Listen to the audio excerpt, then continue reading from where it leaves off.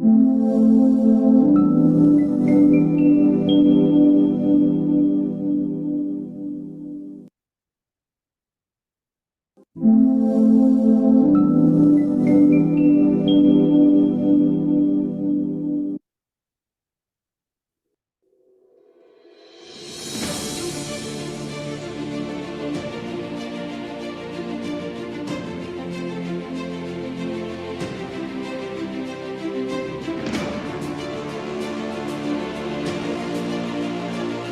warahmatullahi wabarakatuh. Selamat pada Bapak dan Ibu guru hebat di Indonesia.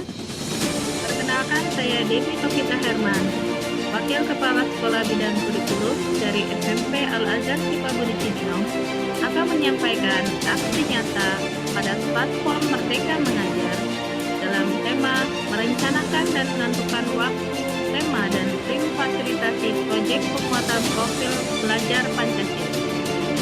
Semoga video ini bermanfaat. Selamat menyaksikan.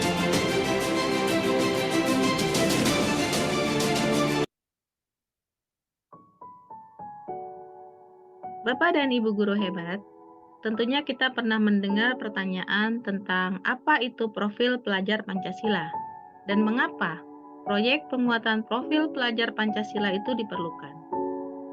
Pernyataan dan pertanyaan tersebut berkaitan dengan dua hal, yaitu kompetensi untuk menjadi warga negara Indonesia yang harus dimiliki oleh peserta didik kita, yaitu menjadi warga negara yang demokratis. Juga kompetensi dalam menjadi manusia unggul dan produktif pada abad ke-21. Dalam hal ini, peserta didik Indonesia diharapkan dapat berpartisipasi dalam pembangunan global yang berkelanjutan serta tangguh dalam menghadapi berbagai tantangan. Profil pelajar Pancasila dirancang untuk menjawab pertanyaan besar tersebut, yaitu pertanyaan pelajar dengan profil atau kompetensi seperti apa yang ingin dihasilkan oleh sistem pendidikan Indonesia. Pelajar Indonesia merupakan pelajar sepanjang hayat yang memiliki kompetensi karakter dan berkepribadian sesuai dengan nilai-nilai dalam Pancasila. Adapun dimensi dalam profil pelajar Pancasila, ada 6, diantaranya adalah beriman dan bertakwa kepada Tuhan Yang Maha Esa dan berakhlak mulia, berkebinekaan global, bergotong royong, mandiri, bernalar kritis, dan kreatif. Dimensi-dimensi tersebut menunjukkan bahwa profil pelajar Pancasila tidak hanya fokus pada kemampuan kognitif semata, tetapi juga pada sikap dan perilaku dari peserta didik sesuai dengan jati diri bangsa Indonesia, sekaligus sebagai warga dunia. Bapak pendidikan kita pernah mengatakan bahwa perlulah anak-anak kita didekatkan hidupnya kepada peri kehidupan rakyat, agar supaya mereka tidak hanya memiliki pengetahuan saja tentang hidup rakyatnya, akan tetapi juga dapat mengalaminya sendiri dan kemudian tidak hidup berpisah dengan rakyatnya. Ki Hajar Dewantara menyampaikan hal itu dan masih relevan hingga saat ini. Maka, proyek penguatan profil pelajar Pancasila dapat memberikan kesempatan kepada peserta didik kita untuk mengalami pengetahuannya sebagai proses penguatan karakter, sekaligus kesempatan untuk belajar dari lingkungan sekitarnya, mempelajari hal-hal baru dan isu-isu penting di dunia seperti perubahan iklim, anti radikalisme, kesehatan mental, budaya, wirausaha, teknologi, serta kehidupan berdemokrasi, sehingga menjadi peserta didik yang kuat dan tangguh dalam menjawab isu-isu permasalahan dunia sesuai dengan kebutuhan. Berikut adalah gambaran penerapan proyek di sekolah. Kita mengetahui bahwa ada 3 hal besar dalam sekolah. Yang pertama adalah kegiatan intrakurikuler, yang kedua adalah kegiatan ekstrakurikuler, dan yang ketiga adalah kegiatan kokurikuler. Intrakurikuler adalah kegiatan di sekolah berupa muatan pelajaran yang ditetapkan oleh pemerintah menyangkut pelajaran-pelajaran umum, baik pelajaran yang bersifat wajib maupun muatan lokal. Sedangkan ekstrakurikuler adalah sebuah kegiatan untuk mengembangkan minat dan bakat peserta didik kita, baik dalam seni maupun olahraga. Dan yang ketiga adalah kegiatan kokurikuler. Kegiatan ini merupakan kegiatan yang berisi bagaimana kita melaksanakan proyek profil pelajar Pancasila. Berikut akan kami sampaikan bagaimana cara menetapkan waktu proyek serta bagaimana menyusun tim fasilitasi untuk kegiatan.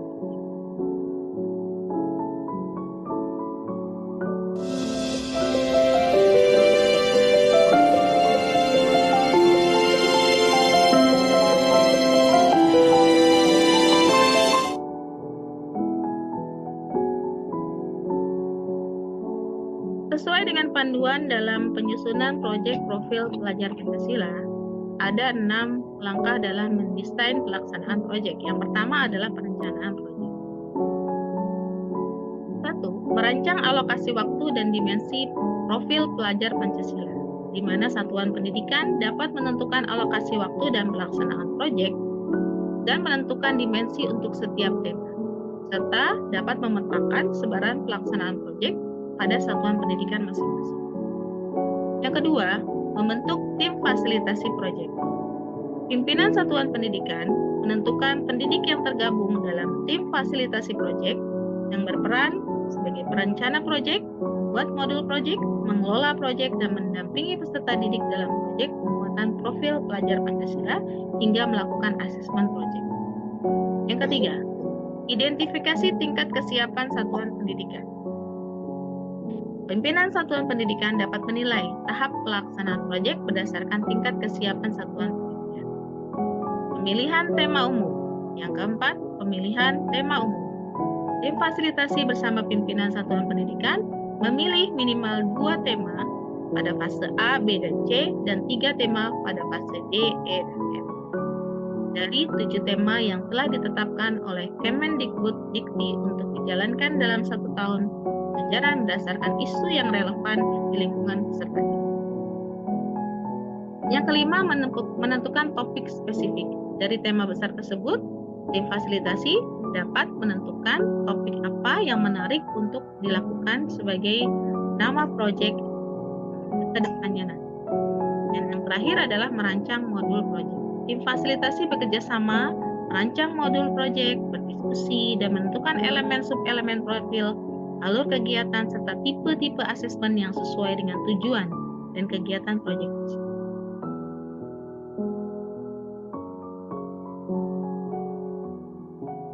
Bapak dan Ibu, berikut adalah alokasi waktu dan dimensi proyek profil pelajar Pancasila yang telah ditentukan oleh pemerintah. Secara umum, ketentuan total waktu proyek adalah sekitar 20-30% dari total beban peserta didik per tahun. Untuk SMP, kelas 7 dan 8, yaitu kurang lebih 360 jam pelajaran per tahun.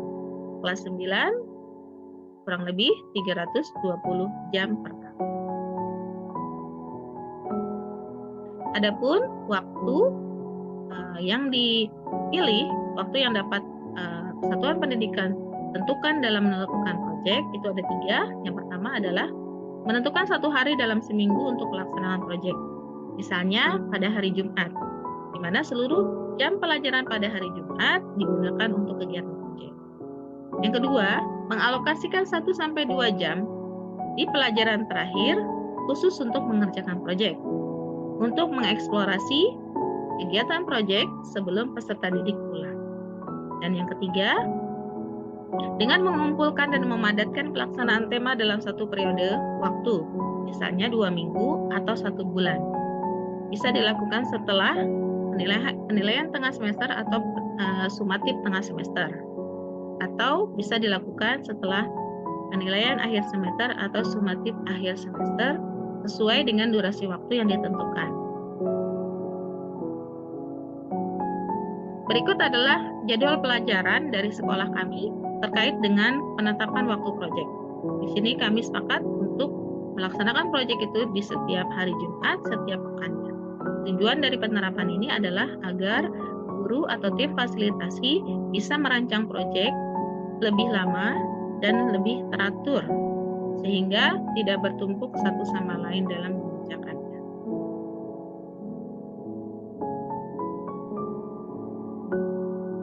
Kemudian Bapak dan Ibu Guru, setiap tahun kita tentunya menghitung minggu efektif. Berikut adalah perhitungan minggu efektif yang telah sekolah kami lakukan di tahun pelajaran 2022-2023. Di semester 1 tercatat minggu efektifnya adalah 21 minggu, sedangkan di semester 2 21 minggu. Alokasi minggu efektif yang real adalah 38 dengan perhitungan sebagai berikut.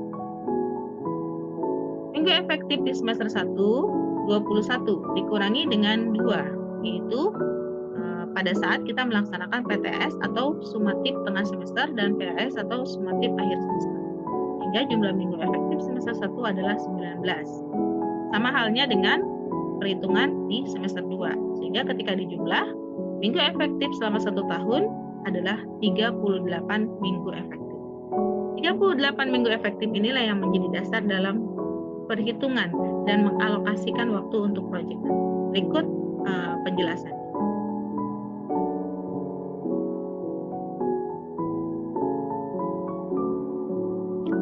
Ibu dan Bapak, berikut adalah tabel yang berisikan bagaimana struktur kurikulum di SMP Al-Azhar Sipabudi. Di kolom pertama, di situ terdapat beberapa mata pelajaran sebagai kurikulum sebagai muatan dari intrakurikuler di SMP Al-Azhar Sipabudi Cibinong. Sedangkan di kolom kedua berisi tentang alokasi waktu yang akan dilakukan untuk memberikan materi terkait dengan pelajaran umum yang diberikan oleh pemerintah. Di kolom ketiga, kolom kokurikuler itu merupakan alokasi waktu proyek. Dari mana kami mendapatkan waktu untuk kegiatan atau alokasi proyek ini, yaitu seperti ini. Pendidikan, contohnya pendidikan agama dan budi pekerti dalam struktur kurikulum nasional. Dalam seminggu, pendidikan agama dan budi pekerti itu adalah 3 jam. Nah, di sini kami mengalokasikan 1 jam untuk proyek, sehingga tersisa 2 jam untuk pembelajaran di kelas. Begitu juga dengan PPKN. Bahasa Indonesia dalam kurikulum nasional diberikan waktu 6 jam per minggu. Kami alokasikan 1 jam untuk proyek dan 5 jam untuk pembelajaran di kelas. Matematika dan IPA terdapat 4 jam alokasi per minggu. Kami alokasikan 1 untuk proyek dan 4 jam di kelas.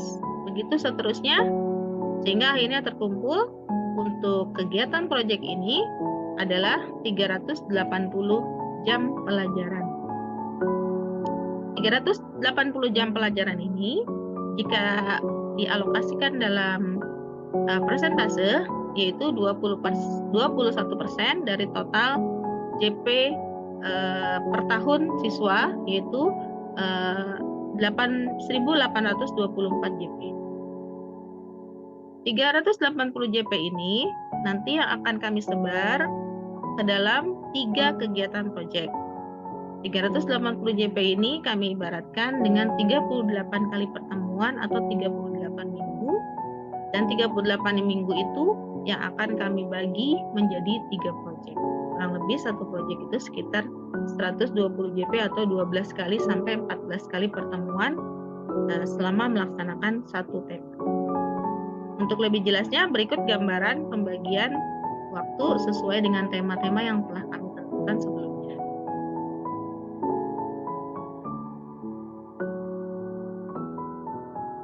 Baik, Ibu dan Bapak, berikut adalah tabel tentang gambaran tema-tema yang kami ambil. Kebetulan sekolah kami adalah sekolah penggerak, di mana sudah tahun kedua dan yang melaksanakan kurikulum merdeka ini adalah kelas 7 dan 6. Untuk tema pertama, kelas 7 mengambil tema Bangunlah Jiwa dan Raga dengan topik Getah Genah dan Jumat Sehat Jumat Bersih. Sedangkan kelas 8 mengambil tema pertamanya adalah suara demokrasi dengan topik pemilihan OSIS atau pemilos. Ini dilaksanakan pada bulan Juli sampai Oktober sebanyak 120 JP atau kurang lebih 12 kali pertemuan. Dalam 12 kali pertemuan tersebut, tim fasilitator proyek akan membuat schedule atau rundown pertemuan pertama sampai pertemuan ke-12, termasuk di dalamnya adalah kapan melakukan asesmen dan kapan melakukan panen raya. Untuk panen raya tema 1 sudah kami laksanakan, yaitu pada tanggal 14 Oktober tahun 2022 bertepatan dengan pembagian rapot setengah semester atau sumatif. Alhamdulillah respon dari orang tua dan anak-anak sangat positif untuk kegiatan ini. Berikutnya tema 2 untuk kelas 7 adalah gaya hidup berkelanjutan dengan topik urban farming dan mendalang. Sedangkan kelas 8 adalah mengambil tema kearifan lokal dengan topik semarak, kaulin dan barudak dan festival makanan rakyat Jawa Barat. Dengan rentang waktu pelaksanaan yaitu pada bulan Oktober sampai Februari 2023 selama 120 JP atau 12 kali pertemuan. Di dalamnya terdapat kegiatan panen raya dan pelaksanaan asesmen proyek.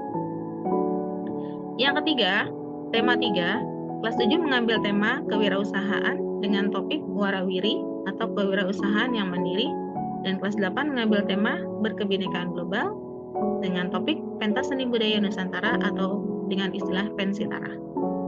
Ini dilakukan pada bulan Februari sampai Mei tahun 2023 selama 140 JP atau 14 kali pertemuan.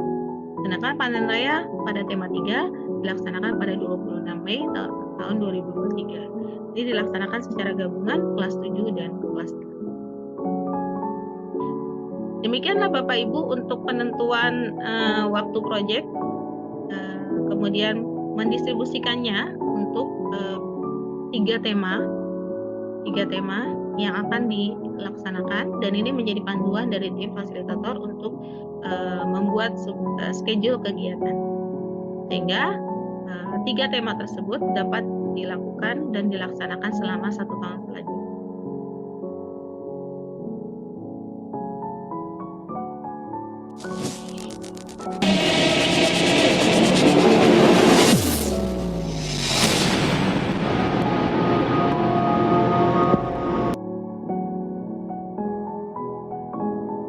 Selanjutnya Bapak dan Ibu, saya akan menyampaikan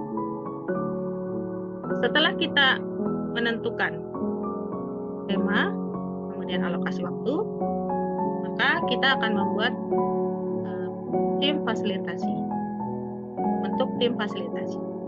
Di sini berisi SK dari kepala sekolah dan nama-nama tim fasilitasi yang sebenarnya adalah komite pembelajar atau yang mengajar di kelas 7 dan kelas 8 untuk melaksanakan proyek sesuai dengan tugasnya masing-masing. Agar fokus, maka mereka diberikan menjadi tim 1, tim 2, tim 3 dan seterusnya untuk menjalankan setiap tema-tema yang sudah disepakati bersama. Tim fasilitasi ini dibuat bertujuan agar terdapat penanggung jawab yang bisa fokus dalam melaksanakan proyek dan tidak saling mengandalkan satu sama lain. Kemudian yang ketiga adalah yang dilakukan untuk merencanakan proyek adalah mengidentifikasi kesiapan sekolah. Yang pertama adalah sumber daya guru, yang kedua peluang kerjasama dan sumber daya alam yang terdapat di sekolah serta hal-hal lain. Sumber daya guru yang ada di sekolah kami diantaranya adalah guru yang sangat memahami sains, itu dari IPA dan matematika ada 6 orang, seni budaya yang menguasai angklung, juga gamelan itu ada 3 orang, kemudian menguasai bidang IT ini ada 3 orang juga, serta yang menguasai di bidang keagamaan atau keagamaan, serta kesehatan jasmani itu ada kurang lebih 4 orang. Peluang kerjasama bisa dilakukan dengan yang pertama adalah orang tua murid, ormas komite, kemudian dinas pendidikan ataupun dinas-dinas pemerintah yang lainnya. Kemudian komunitas yang ada di sekitar sekolah. Di sini kebetulan kami sudah melakukan hubungan kerjasama dengan komunitas Good Writer Indonesia untuk bidang literasi Kemudian untuk kepedulian lingkungan, tema gaya hidup berkelanjutan kami bekerjasama dengan Komunitas Tape Uli atau Tangan-Tangan Peduli Lingkungan Kota Depok. Kemudian menggunakan aplikasi e-commerce berupa Lazada dan Tokopedia serta menjaring sponsorship yang tidak mengikat lainnya untuk mensupport kegiatan panen raya. Nah, Bapak Ibu, ini adalah tema proyek yang tadi kita bahas, ada 7. Nah, di antara tema-tema ini kita akan buat tabel seperti ini nanti. Ini adalah contoh tabel kegiatan proyek kami di tahun lalu ya, untuk kelas 7 saja. Dan ini adalah yang tahun ini yang kami buat, yang insya Allah akan kami laksanakan sampai akhir tahun pelajaran nanti. Demikianlah yang saya sampaikan, semoga bermanfaat. Billahi taufiq wal hidayah. Wassalamualaikum warahmatullahi wabarakatuh.